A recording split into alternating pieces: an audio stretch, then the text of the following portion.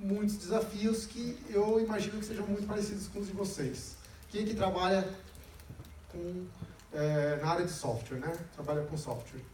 Todo mundo? Quem é que não é da área de software? Opa, alguns aí. Legal.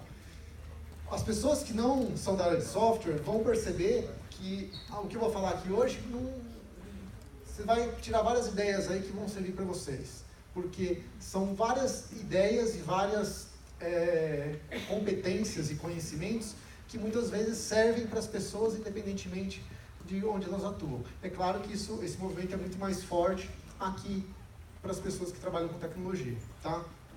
Quero começar dando uma visão aí, para que todo mundo fique na mesma página, de quais são os principais papéis aí, né, quando a gente pensa em metodologias ágeis.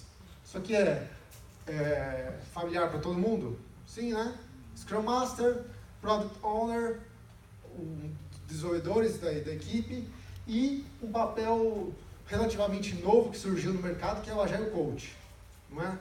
O Agile Coach, se você está acompanhando o mercado aí, em 2016, de repente, todo mundo virou Agile Coach no LinkedIn, né? Antes disso, você tinha algum Agile Coach? Nem não tinha. Você falava coach era só no futebol, né? Americano. E aí, de repente, todo mundo virou Agile Coach. Como é que isso aconteceu? Porque esse termo começou a entrar na moda e as pessoas automaticamente viraram Agile Coach. Mas o que é esse papel de fato? Né? Só para todo mundo ter esse entendimento. O Agile Coach, o que a gente vê nas empresas é que é uma pessoa mais experiente em agilidade que vai ajudar as equipes e, eventualmente, Scrum Masters, Product Owners e outros diversos níveis da empresa a adotarem agilidade, tá? De alguma forma. E aí, o que aconteceu é que não existia nenhuma formação, nenhum certificado para isso. O Scrum Master automaticamente virou Agile Coach, gerente de projeto virou Agile Coach, porque estava na moda. Hoje a coisa está se estruturando um pouquinho melhor e está ficando mais clara essa diferença entre Scrum Master e Agile Coach, certo? Mas nós vamos falar aqui do que mesmo? Dos Jedis, que é um outro nível aí, um nível acima do Agile Coach. Não tem certificação para Jedi, você tem que dominar a força. Quando você dominar a força, aí você se torna um Jedi. Bom, esse conceito esse termo de Jedi, que eu estou usando aqui, a ideia é, o que você precisa reunir para você realmente se posicionar e realmente você ser visto como uma pessoa que está evoluindo aí no uso de agilidade. Como você evoluir, isso que a gente quer, esse que é o objetivo. Então, pensando aí em o que a gente quer é reunir competências e habilidades de todos esses papéis. O Jedi domina todas essas áreas do conhecimento aí e poderia atuar em qualquer uma dessas funções, eventualmente orientar essas pessoas também. Tá? Por isso, eu vou começar dizendo aqui que se a gente pensar em Agile Coach, em empresa, o Agile Coach ele pode atuar em vários níveis. E o Jedi também. Tá? Você vai ter que ter habilidades e práticas para atuar com pessoas, com indivíduos diretamente. Você vai ter que fazer coach, vai ensinar, vai orientar, vai eventualmente fazer par com indivíduos. Você vai trabalhar com times, você vai trabalhar com muitos times, né? Quando você tem situações em que você tem várias equipes que trabalham de alguma forma associadas. Você pode trabalhar com portfólio de times, com portfólios de times diferentes. Se você usar outras palavras da moda, que são as squads e as tribos, já ouviram esses nomes? Todo mundo é familiar com esses nomes? Sim ou não? Se eu falar alguma... Não? Tá, se eu falar em qualquer momento, qualquer termo aqui que não for claro, dá uma levantadinha de mão assim que eu vou não precisa nem perguntar, eu já explico, tá? Então, qual que é essa nomenclatura? Você tem equipes, né? E, mais recentemente, o termo que está sendo usado para algumas organizações de equipes são squads, que são equipes, né? E você tem tribos, que são grupos de equipes que de alguma forma trabalham com os mesmos objetivos, tá? Então, ali naquele desenho, você pode ter algumas equipes que trabalham juntas e, portanto, formam uma tribo ou um grupo de equipes ali, certo? E você pode ter mais de uma tribo. Você pode ter uma tribo que trabalha aqui com alguns objetivos e outra que trabalha aqui com outra tribo com squads dentro dela que tem outros objetivos. Que, por exemplo, atuam em produtos diferentes. Tá? E você pode ter um especialista de agilidade que atua na organização toda, como um todo, pensando na mudança cultural, na mudança organizacional e como impactar a empresa inteira com esse conhecimento. Tá? E aqui o que eu quero trazer para vocês é algumas áreas do conhecimento que um Agile Coach precisa atuar. Tá? Isso aqui se chama Agile Coach Competence Framework. Quem criou isso aqui foi a Lisa Atkins, que ela é a autora do livro de Agile Coaching, e ela identificou essas 8 áreas de competência que um Agile Coach deve atuar. Ele deve atuar, tem um slide aqui que está em português, tá? Depois eu volto aqui para a gente comparar, mas eu coloquei aqui, ó. Ele deve atuar no ensino de assuntos e habilidades que ele domina, então, que é esse aqui, ó. Eu vou ficar fazendo um vai e volta aqui, que aí eu comecei aqui pelo teaching, certo? Então ele vai ensinar, ele vai orientar os outros sobre os seus conhecimentos, que é muito mais um mentoring, né? Uma coisa é eu ensinar uma coisa que eu sei, outra coisa é você tem um objetivo, ou você tem um problema, e eu dizer, olha, estuda isso, vai atrás daquilo, faz desse jeito, mas eu não estou te ensinando exatamente no detalhe como fazer, tá? Eu estou te mentorando. A terceira é, eu tenho que apoiar as pessoas a se desenvolverem. E apoiar as pessoas a se desenvolverem é o coaching. Quando eu faço coaching, eu não trago respostas. Eu trago orientações no nível de... eu trago perguntas para a pessoa, né? O que você quer? Eu quero um salário maior. Você quer um salário maior? E como você acha que você poderia fazer isso? Eu poderia falando com o meu chefe. E você acha que o seu chefe vai te dar? Não. Por que não? Porque... Então, você pode começar a fazer perguntas para ajudar as pessoas a encontrar o caminho dela. E ela vai chegar à conclusão de que talvez para ela... na verdade, podem haver várias conclusões. Uma é de que ela precisa, na verdade, mudar de empresa. Outra é que para ela conseguir um salário maior naquela empresa, ela precisa adquirir outras responsabilidades ou adquirir outros conhecimentos para adquirir outras responsabilidades. Então, você vai ajudar a pessoa a entender o que é melhor para ela. Mas você não vai trazer as respostas. E essa, basicamente, é a diferença entre mentoring e coaching. Além disso, eu facilito cerimônias de forma neutra. O que é isso?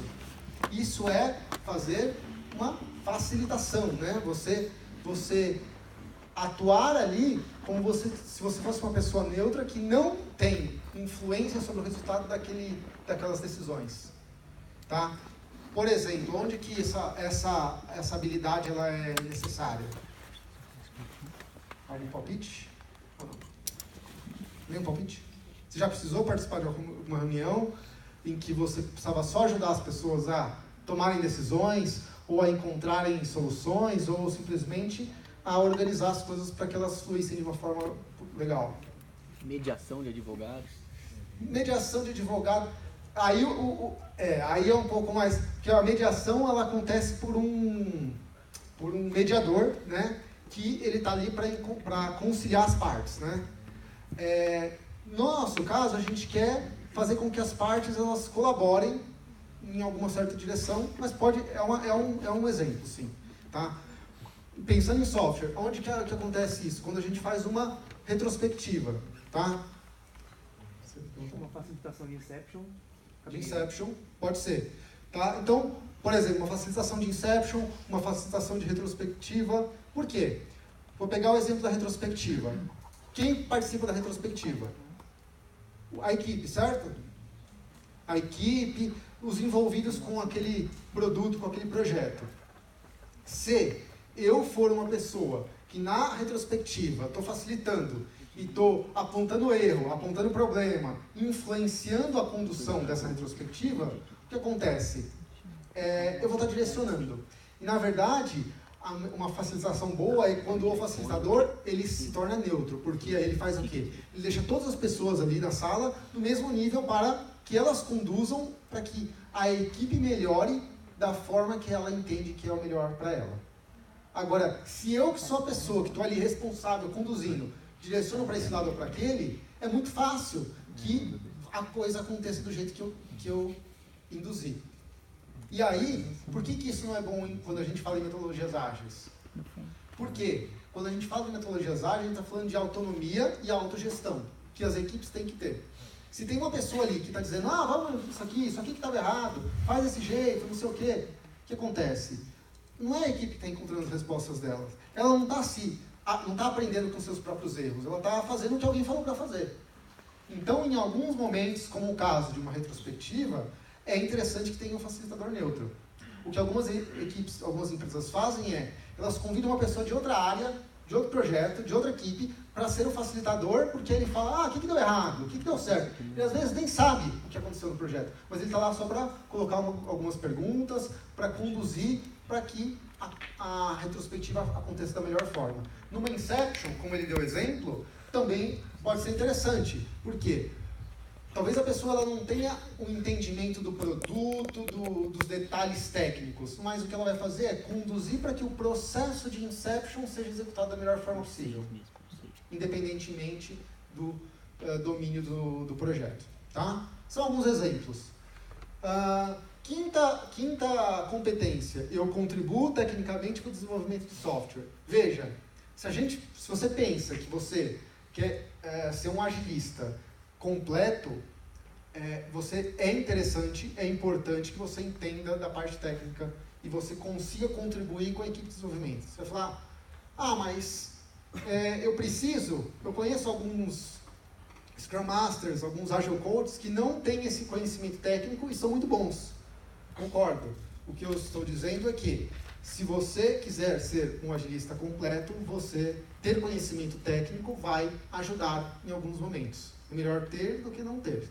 Né? Então, ter conhecimento técnico ajuda. Você vai te ajudar a contribuir com a equipe em determinados momentos. Certo? Conhecimento técnico que eu digo conhecer de arquitetura, conhecer de testes, conhecer de dependências, de questões de alto nível que podem contribuir para que a equipe seja conduzida por um caminho interessante. Né? Além disso, eu contribuo com a geração de valor de negócio. Ou seja, um cara que atua nesse nível, um agilista, ele tem também que olhar para o negócio e tem que ser capaz de trazer contribuições e benefícios para o negócio. Eu imagino que cada um trabalha em um determinado tipo de projeto e é esperado que você atue para agregar valor ao negócio. E isso não tem nada a ver com desenvolver software. Isso tem a ver com você pensar como que esse produto pode ter mais sucesso. Como que esse produto pode se tornar mais... ter um resultado maior. Ou como que você pode não fazer software para agregar o mesmo valor. A hora que você começa a pensar, olhando do lado do negócio e não do ponto de vista técnico, do tipo, isso é mais fácil, é mais difícil de fazer, não importa. Vamos olhar pelo lado do negócio, o que é mais interessante. E um agilista de alto nível precisa contribuir com o negócio e não só executar o que alguém pediu. Não, isso aqui é importante, foi priorizado. Legal, só que se você começar a entender do lado do negócio, também você consegue contribuir, mais uma cabeça pensando para ajudar a levar o seu produto, o seu projeto, a sua empresa na direção do sucesso. Tá? Você ajuda também a acelerar a transformação cultural e no desenvolvimento organizacional. Veja, a gente falou de atuar lidando com indivíduos, com equipes, com várias equipes e com a empresa. Você deve ter percebido, quem aqui já trabalhou em mais de uma empresa? maioria, né? Você percebeu que em cada empresa por onde você passou, existiam hábitos, existiam premissas, existia uma cultura diferente?